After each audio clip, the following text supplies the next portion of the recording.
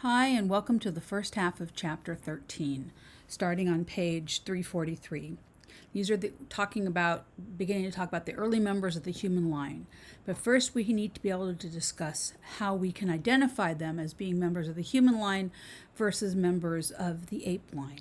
So, about 7 to 8 million years ago, there were ape-like quadrupedal primates in eastern Africa that were sometimes arboreal and sometimes terrestrial. And then this group split into various populations that eventually evolved into both the African apes and the human line. Sometime after the ape-human line split, and we don't know exactly the timing because there's gaps in the fossil record, but sometime after the ape-human line split, the human line started to develop bipedalism. So to assess fossils and place them in taxonomic hierarchy, a comparative basis is necessary. We need to be able to look at fossils and say, yes, they have these traits that belong to either the ape line or the human line. To interpret human evolutionary history, we must be familiar with human locomotor adaptations and those of our closest living relatives, the apes. While we would expect our common ancestor of the apes and humans to have shared homologous features to both humans and apes, evidence supports the idea that modern apes are more similar physiologically and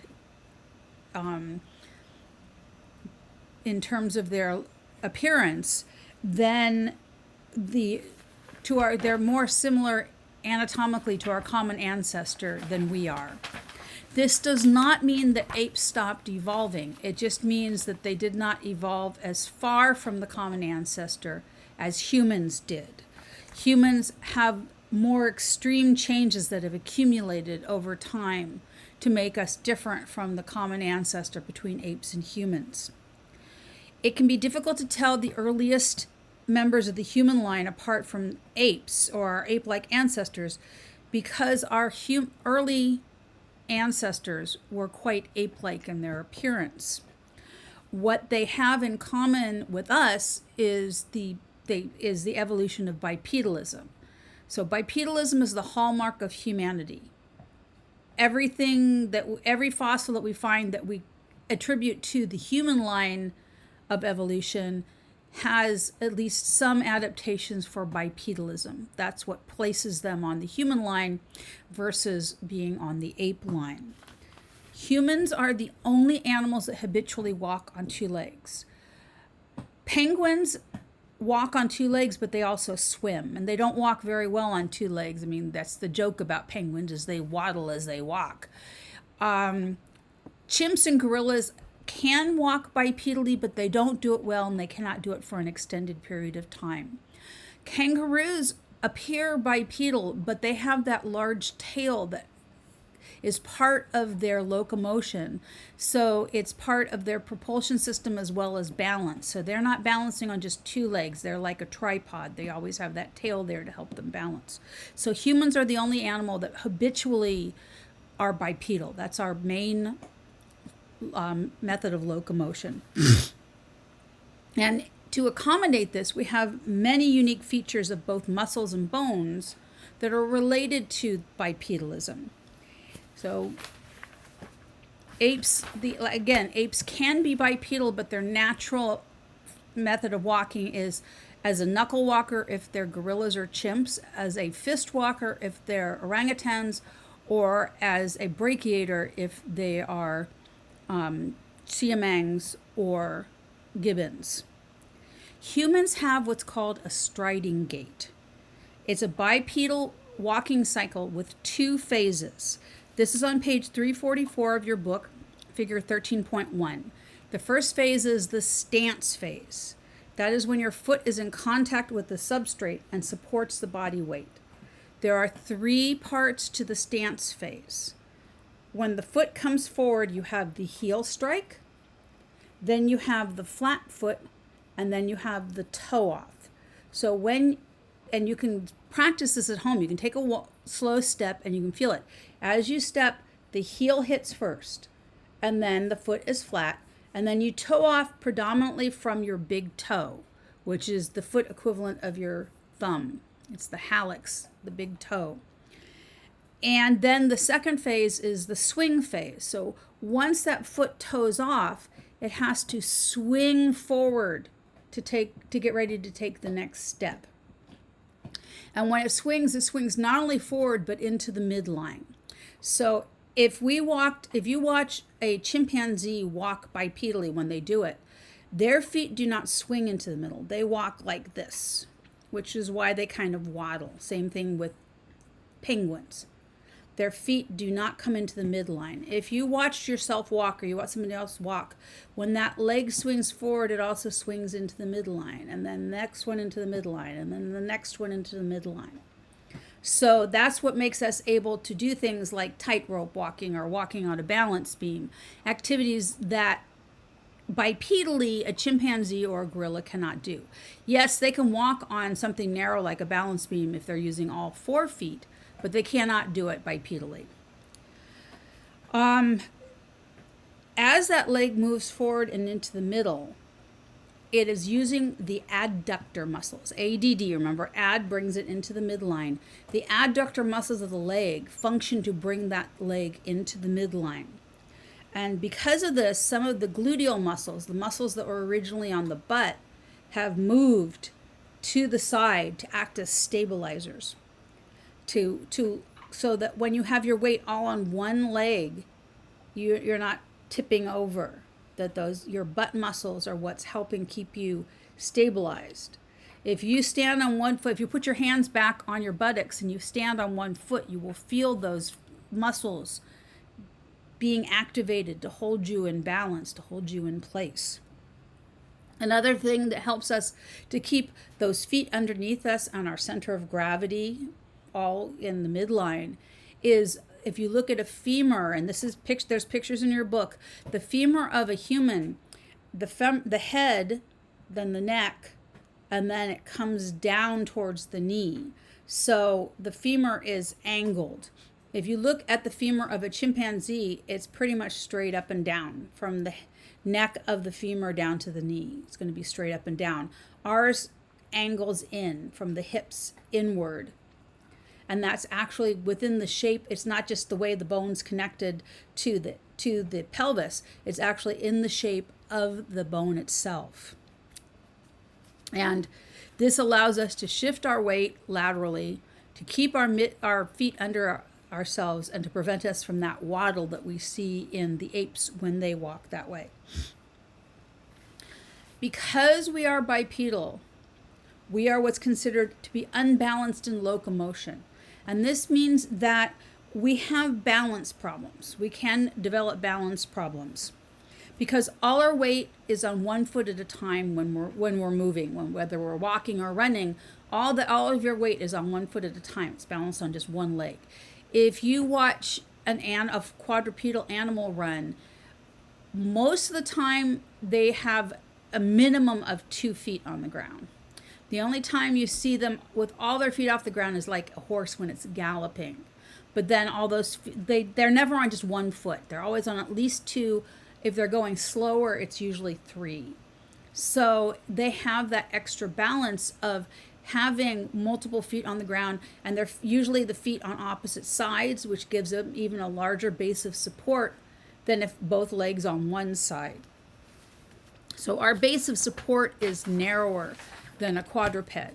So your base of support is just the area around where your feet are if you're standing.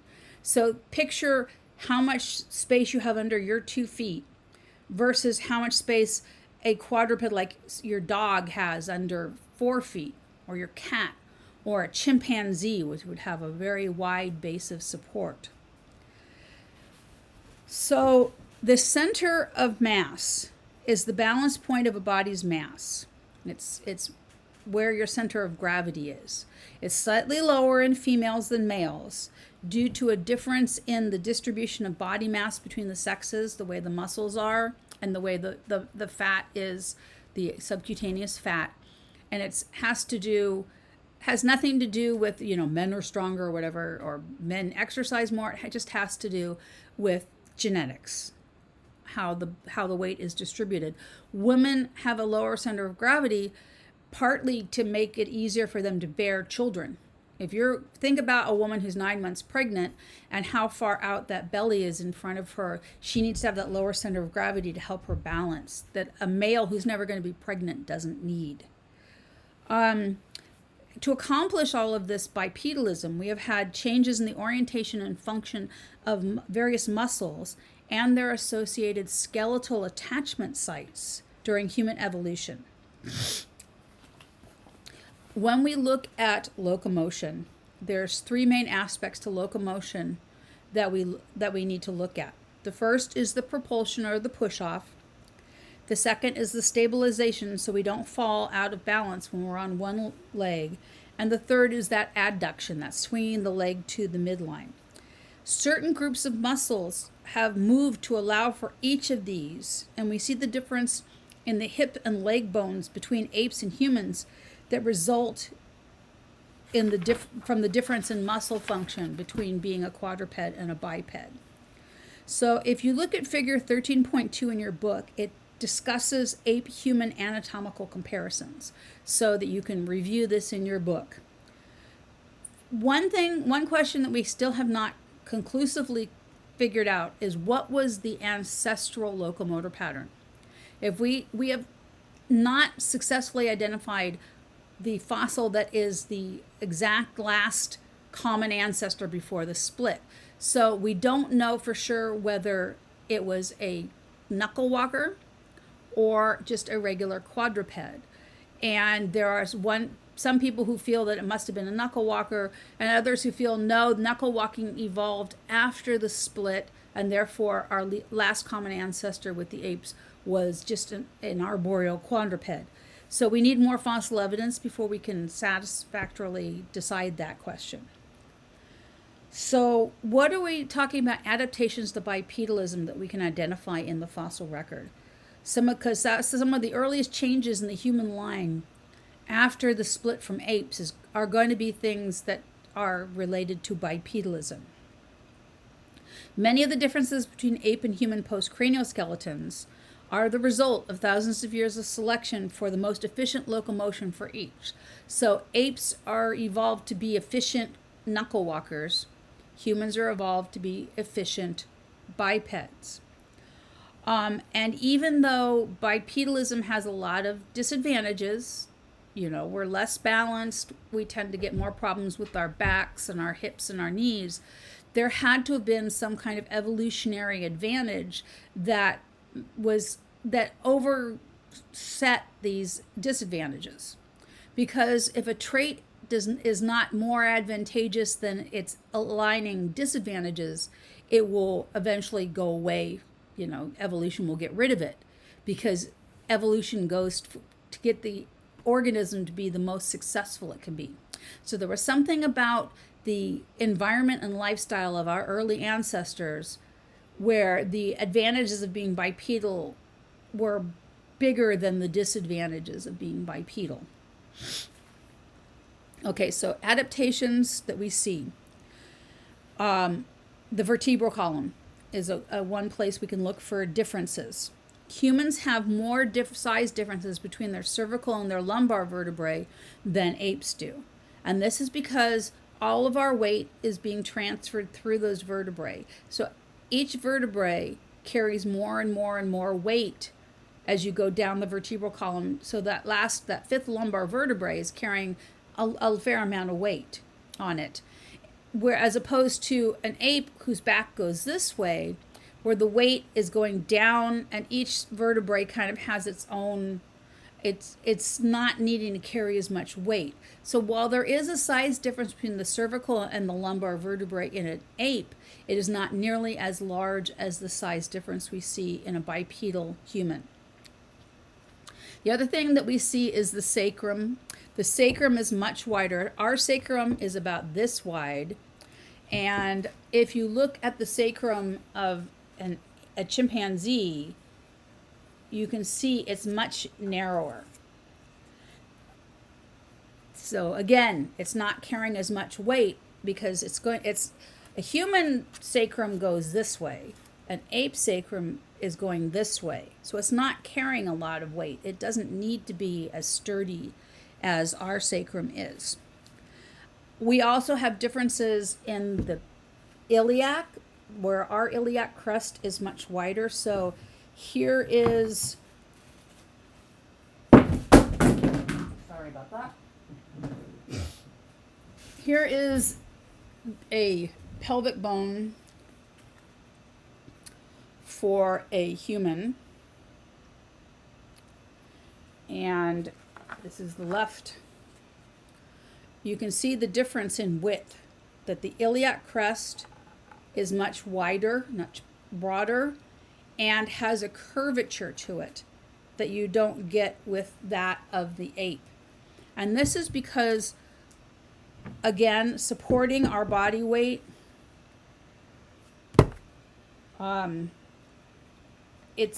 you're getting that supporting the body weight and moving those muscles into a position where they will help with the bipedalism and help to keep us stabilized. We need that curve.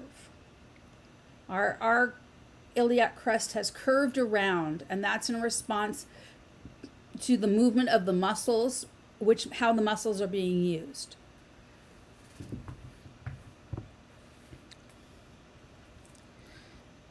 So the ape sacrum is going to be narrower, and it's more posteriorly positioned, and it's very, very flat, as you can see, because it doesn't need that stability. It doesn't need those muscles pulling over to the side to add stability to the side.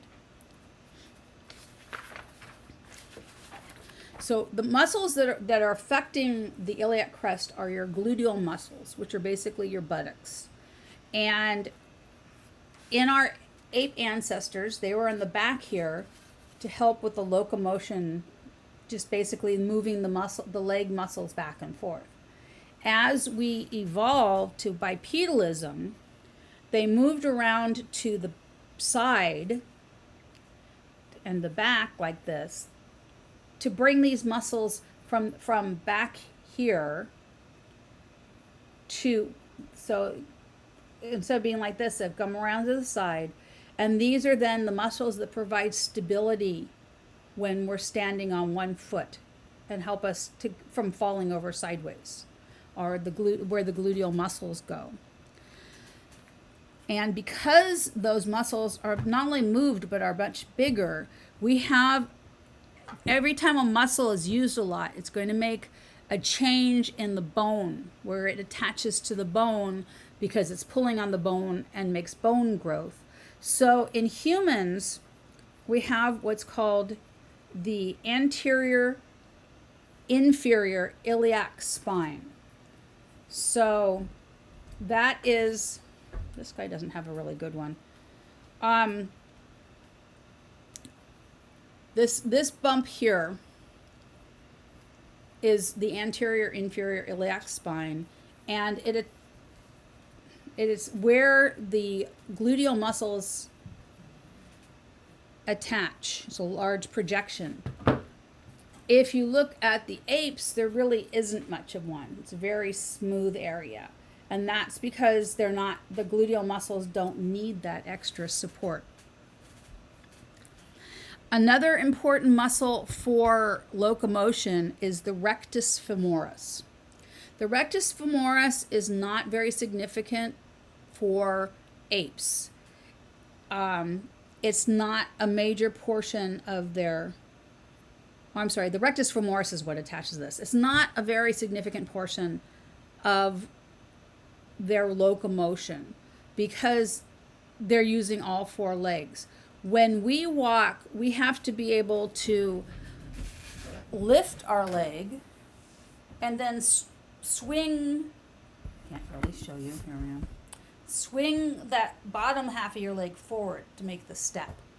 And that's the rectus femoris. The rectus femoris is part of your quadricep muscles, which is the group of four muscles that run down the front of your thigh.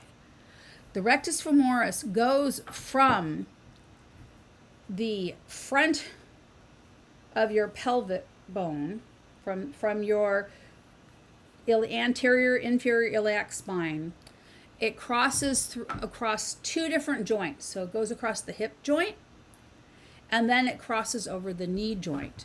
So that gives you the lifting of the leg and then the swinging of the leg forward.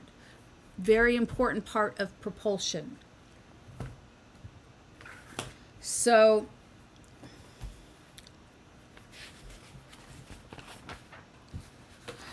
another important muscle that we talked about is the adductor muscles, bringing those legs into the midline. And I don't have any femurs to show you, unfortunately, but on the back of the femur is the linea aspera. And the linea aspera is where the adductor muscles attach. If you have a chance to be in a classroom or to look at a femur of a human, there's this really long, rough, the linea aspera is this really long, rough space running down the length of the back of the femur. That's where the adductor muscles attach. If you get hold of a chimpanzee femur, you can barely feel it because chimpanzees have very weak adductor muscles. They're not doing a lot with those muscles. So our ancestors, our very earliest ancestors, didn't really use their adductor muscles much until they started becoming more bipedal and needing that to bring their legs underneath them into the midline to keep their balance. And as they used them more, the muscles got bigger. And as the muscles got bigger, the attachment area got bigger. And so that's where the linea aspera becomes much larger and more prominent. So apes muscle, their limbs tend to move up and down, just in a straight line. Ours, when we walk, they come into the midline. Theirs are going to go like this. So if you looked at ape footprints, you're going to have two sets of parallel lines, the left and the right feet. If you look at humans, they're either going to be very close together or actually in front of each other, depending on how the person walks. And that is the adductor muscles. So again, human legs also angle in from the hip into the knee. So there's an angle at the distal end of the femur called the bicondylar angle, where it's angled where it attaches into your knee to account for the fact that it's not going straight down. It's coming in an angle from the hips. And that's shown in figure 13.7 in your book. Feet, figure 13.8. There's a lot of differences between ape feet and human feet. For one thing, their metatarsals and phalanges are curved and ours are straight. And then their hallux, which is the name for the big toe, is much more like a thumb. So it's used for gripping. It is not directly in line like our big toe is, but is actually spaced out like a thumb is, and is not as thick bones as you see on a human foot. Another difference is we have, as humans, two different arches. We have an anterior posterior arch and then a transverse arch in our feet. And these are held up by tendons, and they serve as a type of shock absorber when we walk. So if you've got the curve, then as you're walking and it goes down and up and down, and it helps with shock absorption.